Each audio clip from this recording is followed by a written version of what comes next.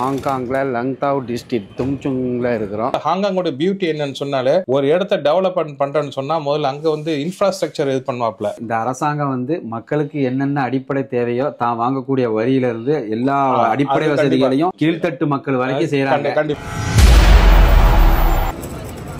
எப்போதும் பரபரப்பாகவே உள்ள ஹாங்காங்கு. நம்ம எப்போ ஹாங்காங்கு வந்தாலும் சிம்சா சுய் நாதன் ரோட்டில் இருக்கிற அந்த சுங்கிங் மேன்சன் அந்த ஏரியாவில் தான் தங்குவோம்.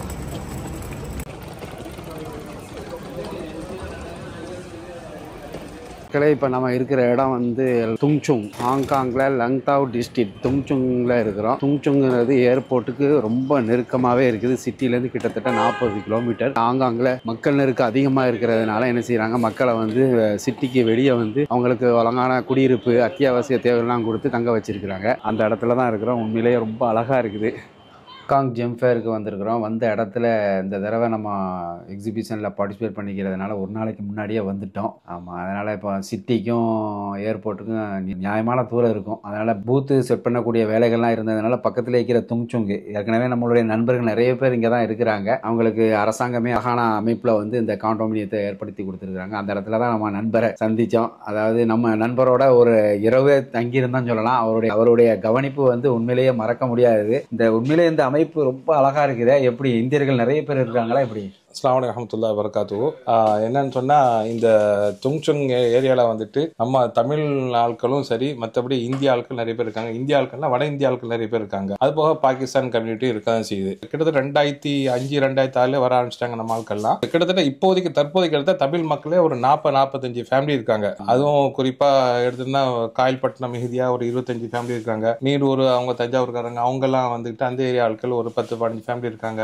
சரி, இவ்வளவு பேர் நீங்க சிட்டில இருந்து ரொம்ப தூரத்துக்கு அப்பால உங்களை போட்டிருக்காங்க. எல்லா வசதிகளும் உங்களுக்கு செஞ்சு கொடுத்தாங்க. ஆனா என்ன பொதுவா ஹாங்காங்கோட பியூட்டி என்னன்னு சொன்னாலே ஒரு இடத்த டெவலப்மெண்ட் பண்றேன்னு சொன்னா முதல்ல அங்க இன்ஃப்ராஸ்ட்ரக்சர் இது பண்ணுவாப்ல, இன்னும் ரோடு இன்ஃப்ராஸ்ட்ரக்சர் போடுவாப்ல. அதுக்கு அங்க ஒரு ஷாப்பிங் மால் எல்லாம் கொண்டு வரப்ப அடிப்படை கல்விகளுக்கு உள்ள இந்த சின்ன பிள்ளைகளுக்குள்ள ஸ்கூல்ஸை கொண்டு வந்துருவாப்ல. அதான் மெயினா சைனீஸ் இதுல தான் இருக்கும். பட் எல்லா இதையும் கொண்டு வந்துருவாப்ல. அந்த இடத்த கொண்டு வந்த பிறகு, அந்த பில்டிங்கை கொண்டு வந்த பிறகு தான் அந்த இடத்துல மக்களை குடியேற்றுவாங்க.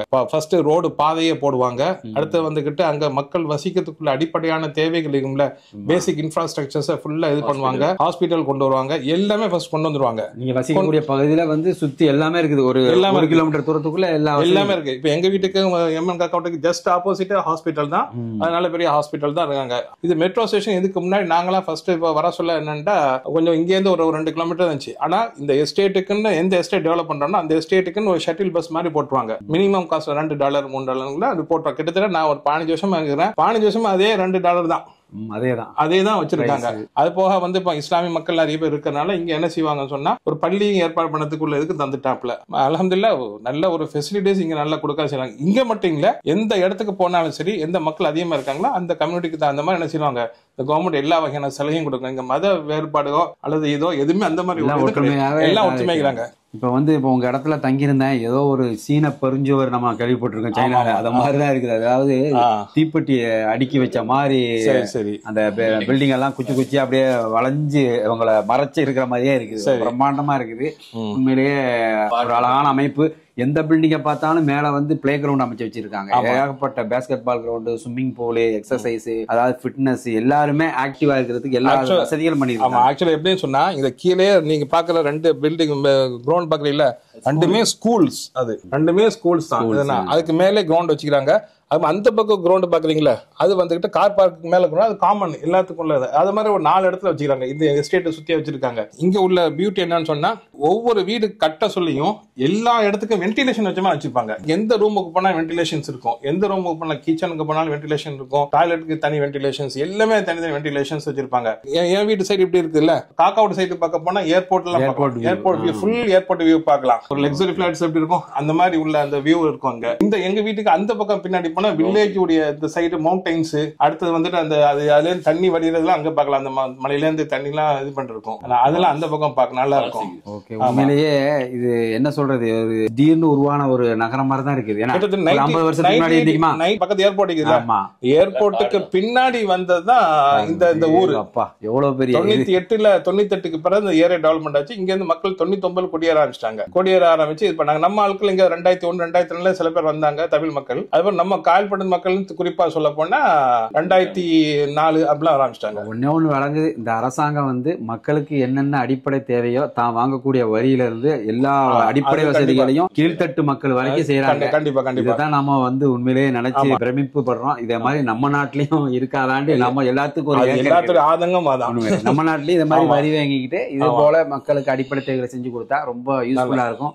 இது ஒரு பார்க்கும்போது நமக்கு சந்தோஷமா இருக்கு. ஓகே, நல்லது. நண்பர் சொன்னது போல பில்டிங்களுடைய உள்கட்டமைப்பு, லிஃப்ட் வசதி, அது மட்டும் இல்லாமல் சிறு பிள்ளைகள் விளையாடக்கூடிய அனைத்து வகையான விளையாட்டு உபகரணங்களும் கிரவுண்ட் மைதானங்களும் சிறப்பான முறையில் ஏற்படுத்தி கொடுத்துருக்குறாங்க.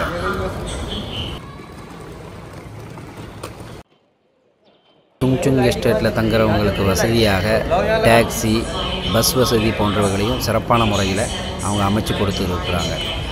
நாளைக்கு நடக்க போகிற அந்த ஜெம் ஃபேருக்கு பூத்தை ரெடி பண்ணுறதுக்காக வேண்டி தான் நம்ம எக்ஸ்போ ஹாலுக்கு போயிட்டு இருக்கிறோம். நாளை சந்திப்போம். நன்றி. ஹாங்காங் HKTDC ஜெம் ஃபேருக்கு தான் வந்திருக்கிறோம். இன்றைக்கி வந்து ஹாங்காங்கில் எப்படி இந்த ஜெம் ஃபேர் ஹாலை ப்ரிப்பரேஷன் எப்படி ரெடி பண்ணுறாங்க அதை பார்ப்போம். நம்ம